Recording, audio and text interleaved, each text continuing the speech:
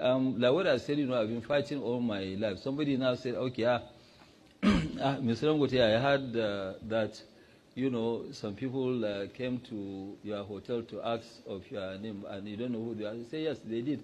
But look, I am a very, very fearless person. I believe so much in God, and I don't fear anybody. They can do whatever that they want, and I am not scared. I will fight head on. It's not a question of this, so they. Good morning, good afternoon, and good evening, depending on whenever you are watching us from.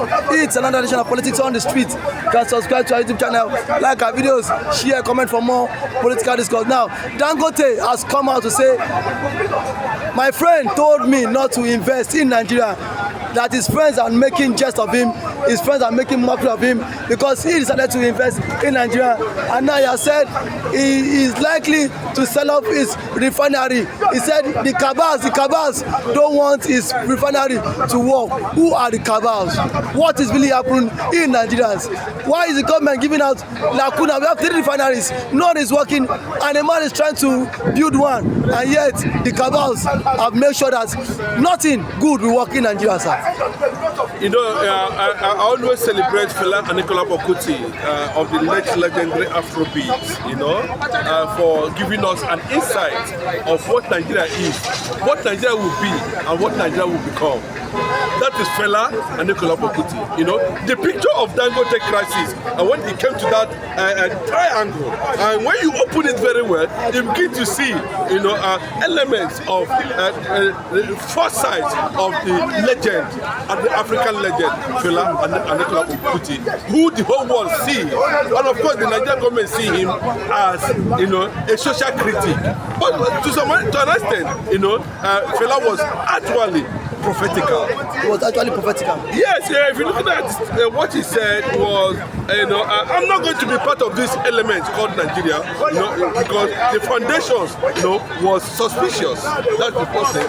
Then, Fela went and asked and created a republic called Calcutta Republic. Brothers, at that time, when Abiola and Obasanjo were stealing Nigerian wealth, it's not a joke. That's what I'm telling you. It's not a joke. They were conniving against Igbo interests.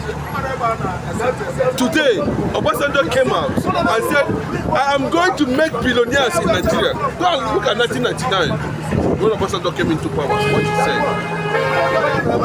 We have 30 top Igbo industrialists in Nigeria at that time, including not just Carlo. That we are really doing very well. Ibeto, we are there. So many of them. What did he do? He went as far as created, a fund for Dangote. Empowering Dangote with Nigerian valued where we are. And Dangote is here, doing his thing the way he likes. Of course, when asked, he says he's a capitalist. And distance time, he becomes a businessman. Distance time, he becomes the richest man in the poorest country in the world. He has been accused, you are accusing me of being monopolistic. The government created the monopoly in the first place. See, were you too much? Connie. But now, you have so many Nigerians. Samonekpa has thrown a jab at him, saying, you are reaping what you sow. Not what they sold for with him. The government created Dangote. Dangote is a businessman. He catches anything as a businessman. If I stop giving you contracts, of course, I'm trying to let you know that there's no room for expansion. They dumped series of funds. They invested massively in Dangote. The federal government created Dangote. Now they come back, they say, who created Dangote? Okay, where did Dangote see his money? Bro, has Nigerians forgotten what Obasanjo said about Dangote, that he made them? He said it publicly. Bro, go and Google. If I'm telling anybody, if you say this, I'm saying, go and check your Google, type it. What the statement credited to former President Olusegun Obasanjo, where he said he's going to make billionaires in Nigeria. And Dangote is one of them. Dangote is one of them. The records are there. They're not. We are not struggling because Tinubu came, and when Tinubu came, the first action Tinubu took was to invade Dangote headquarters with EFCC, because it is being believed that he has a forex deal with CBN governor. Shady deals, yeah. Then the Lagos elements, the Moshood Abiola boys, that is currently Yorubalizing Aso Rock now, are the ones that said, chuk. They want to take this Dangote refinery so that when Oduwa Republic come, they will have something to leverage on. There's no oil in the southwest. They know what they are doing. They come from the back door. But unfortunately, by the time the North have realized where they are, the train would have gone 200 billion. That's like Bermuda Triangle. The North will not be able to catch up. Because when the Yorubamans go to the North, he paints a particular picture about Igbo in the North. The Northerners too, paint a particular picture about Igbo. Plus, in Biafra land, Niger Delta, where the crude oil is coming from, Dangote Abino guesses, you don't know, say these people, now when I call them, you know what the Yariba? What the Hausas call Yorubas is Yariba. You know the meaning of Yariba? Go and check the record. And that is why a lot of them need to reject that name called Yoruba, because they behave like Yariba people. Distance themselves. They are dishonest. That's the meaning. Yariba. They mean unstable. Unstable. They advise you against investing, building your refinery where the crude is. Said no, na Lagos. People like Asari Dokubo, Afon Shin, Afon Kita. What does that mean? Bro, I'll tell you, you could not see beyond their nose, or even agitate that the number of workers, people, will go to Niger Delta now. I mean, Canoe, how you want to take pass? What is the road accessible? Do they have light? But yes, there is gas deposit, there is crude oil deposit, there's natural resources there. They don't have light, they don't have water. Dangote came. Yemi Osibanjo them, Babatunde Fashola, Bola Ahmed Tinubu, all of them. Build them for Lagos, build them for they don't build them for Lagos now. He built for them now. You don't time don't reach them, come collect them. Bro, they don't go give them more. So are you sure? Bro, now they're not saying see, he has already put it for sale. 20 billion. Where would I take? Make a rest.